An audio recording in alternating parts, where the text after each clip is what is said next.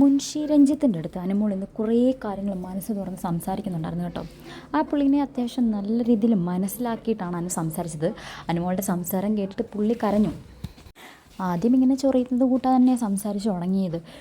നീ എന്തോ കള്ളത്തരത്തിൻ്റെ പറയുന്ന കാര്യം എന്തോ പറഞ്ഞു തുടങ്ങി. ഇപ്പോൾ അനു ഇങ്ങനെ പറഞ്ഞു, ഞാൻ ഇവിടെ ഒരു കള്ളത്തരവും പറഞ്ഞ് നിന്നിട്ടില്ല, ഞാൻ ഇതുവരെയും ഒരു കാര്യം പറഞ്ഞിട്ടില്ല, ചുമ്മാ ആപ്പിളൊക്കെ കട്ട് ചെയ്യും അങ്ങനത്തെ കള്ളത്തരങ്ങൾ കാണിച്ചിട്ടുണ്ടെന്നല്ലാതെ ആരോടും ഒരു മനുഷ്യരോടും ഞാൻ കള്ളം പറഞ്ഞു അല്ലെങ്കിൽ ഇവിടെ പിടിച്ച് നിൽക്കാൻ വേണ്ടി ആരോട് സ്നേഹം അഭിനയിച്ച് ഞാൻ നിന്നിട്ടില്ല എന്നൊക്കെ പറയുന്നുണ്ട്.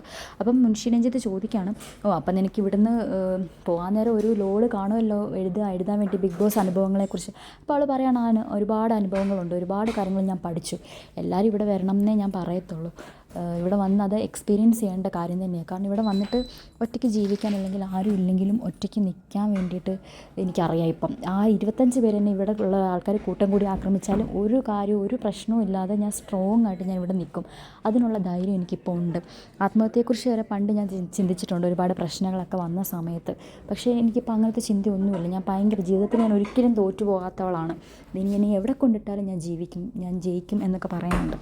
പിന്നെ മുൻഷി രഞ്ജിത്തിൻ്റെ കാര്യം പറയുന്നുണ്ട്, നിങ്ങളിവിടെ വന്ന സമയത്ത് നിങ്ങളൊരു വലിയൊരു മനുഷ്യനാണ്, നിങ്ങൾ സീനിയറായിട്ടുള്ള ഒരാളാണ്.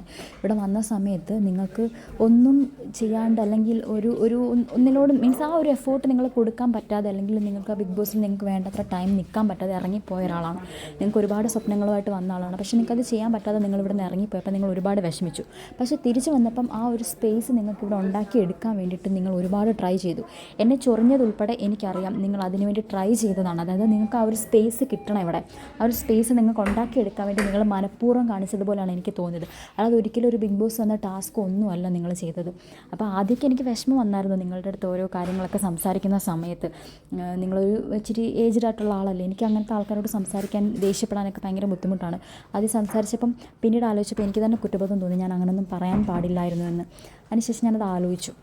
ഇത്രയൊക്കെ കേൾക്കുമ്പോൾ ശരിക്കും പുള്ളി കരയുന്നുണ്ട് കേട്ടോ. കാരണം അനുമോൾ അത്രയും ആളെ മനസ്സിലാക്കി. അതേപോലെ അയാൾ എഴുതിയൊരു ലെറ്റർ ഉണ്ടായിരുന്നു ഇവിടുന്ന് ഇറങ്ങിപ്പോയപ്പം. എനിക്ക് ആരോടും ഒരു പരാതിയില്ല. അനുമോൾ പറയാണ്, എല്ലാവരും അവരവരുടെ ഒരുപാട് കംപ്ലയിൻസുകൾ പറയുമ്പോൾ ഇവിടുന്ന് ഇറങ്ങിപ്പോയപ്പോൾ ആരോടും ഒരു കംപ്ലയിൻറ്റും ഇല്ല എന്ന് എഴുതിയ ആ ലെറ്ററിലുണ്ടായിരുന്നു നിങ്ങളുടെ നന്മ എന്നൊക്കെ പറയുന്നുണ്ട്. അതേപോലെ നിങ്ങളെ ഞാൻ നോമിനേറ്റ് ചെയ്തത് ഒരിക്കലും നിങ്ങൾ ഔട്ടായി പോകാൻ വേണ്ടിയിട്ടൊന്നുമല്ല, അതിന് എന്നോടൊരു ദേഷ്യവും തോന്നരുത് എന്നൊക്കെ പറഞ്ഞ് അവർ കെട്ടിപ്പിടിക്കുകയും ഒരു സീനിയറാണെന്നുള്ള രീതിയിൽ പുള്ളി അനുമോളെ അനുഗ്രഹിക്കുകയും അനുമോൾ പുള്ളിയുടെ കാലിൽ വീണ് മീൻസ് ആ ഒരു കാൽ വിട്ട് അനുഗ്രഹമൊക്കെ മേടിക്കുന്നുണ്ട്. കാരണം അനുമോൾക്ക് പുള്ളിയുടെ ഒരു ദേഷ്യമില്ല. പുള്ളി ആദ്യം തൊട്ടേ അനുമോൾ പറയുന്നുണ്ട്, എന്നെക്കാട്ട് ഏജ് ആയിട്ടുള്ള ഒരു മൂത്ത ആളുള്ള ആളാണ് അയാളെ, എനിക്ക് മുഖത്ത് നോക്കി എനിക്ക് ആളുടെ സംസാരിക്കാൻ പറ്റത്തില്ല അത്ര ഏജ് ആയിട്ടുള്ള ഒരാളുടെ അടുത്ത്. അപ്പം ഞാൻ എപ്പോഴും സംസാരിക്കും പോലും ദേഷ്യപ്പെടുമ്പോൾ പോലും തറയെ നോക്കിയാണ് ദേഷ്യപ്പെടുന്നത് എന്നുള്ള രീതിയിൽ അനുമോൾ പറഞ്ഞിട്ടുണ്ട്. അപ്പോൾ ആ ഒരു ആൾക്ക് അയാളെ മനസ്സിലാക്കി ആ ഒരു സന്തോഷവും സ്നേഹവും കരച്ചിലും ഒക്കെ വന്നു കേട്ടോ. പുള്ളി അത് നന്നായിട്ട് പ്രകടിപ്പിക്കുന്നുണ്ടായിരുന്നു. ഇതൊക്കെ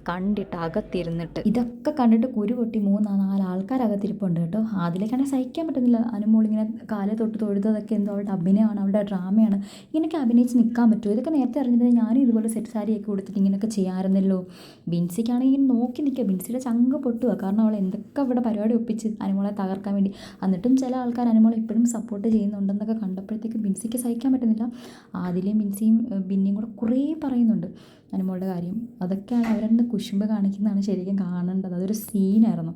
എന്തായാലും അനുമോളുടെ ഒരു നന്മ, ഒരു ക്വാളിറ്റി ഒരാളെങ്കിലും അവിടെ മനസ്സിലാക്കിയല്ലോ, അതെന്തായാലും സന്തോഷം. ഇവൾമാർക്കൊന്നും ജന്മം ചെയ്താൽ അത് കിട്ടത്തില്ല. സ്പെഷ്യലി ആദിലേക്ക് അത് കിട്ടത്തേയില്ല.